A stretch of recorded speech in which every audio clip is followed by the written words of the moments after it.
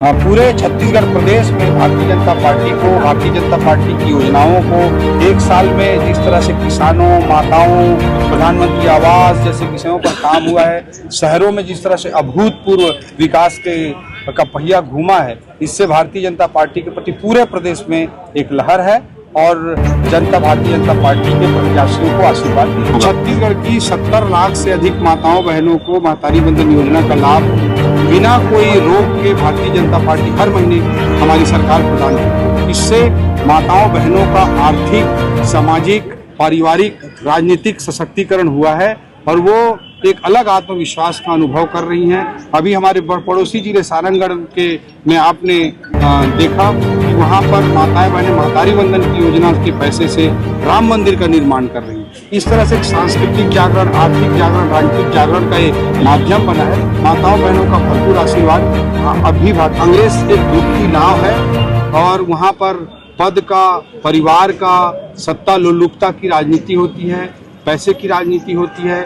Bharatiya Janata party Jeevardhan Chauhan को जिस तरह से कैंडिडेट बनाई, भारतीय जनता पार्टी ने फिर से साबित किया कि यहाँ का कोई सच्चा ईमानदार कार्यकर्ता है, उसे इस कारण से राजनीतिक सफल उसका नहीं रुक सकता है, उसके पास चुनाव लड़ने के लिए पैसे नहीं है। इस बात को फिर से भारतीय जनता पार्टी ने जीवर्धन चौहान के कार्यक्रम से प्रमाणित किया है। वहीं कांग्रेस पूरी तरह से अपोजिट राजनीति करती है, सत्ता और पैसे की राजनीति करती है और उसी का दुष्परिणाम कांग्रेस के भीतर दिखा। आप लोगों को मैं यही कहना चाहता हूँ, हमारी एक ही राजनीति का नारा है, एक ही राजनीति, विकास की राजनीति। विकास किस तरह से किया जा सकता है, इसे एक साल की अल्प अवधि में आप सभी ने देखा, जिसमें लोकसभा का 3 महीने का कोड ऑफ कंडक्ट भी था, जिसमें बारिश के भी 3 महीने थे। उसके बाद के जो मुश्किल से 6 महीने बचे उस 6 महीने का प्रभाव आपने देखा है कि रायगढ़ में एक साथ 70 से अधिक सड़कों का काम चल रहा है।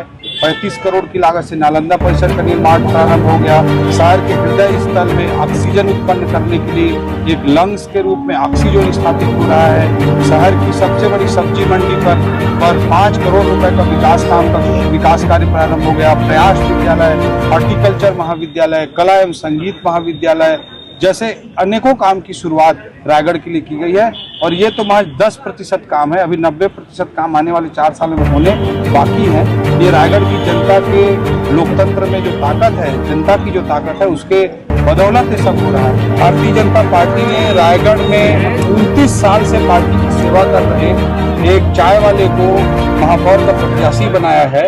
ये इस बात का प्रमाण है कि भारतीय जनता पार्टी में कोई पैसे का प्रभाव, पद का दुरुपयोग जैसी चीजें नहीं होती। यहाँ जो सच्चा प्रतिबद्ध ईमानदार कार्यकर्ता है, उसकी इतना सम्मान है।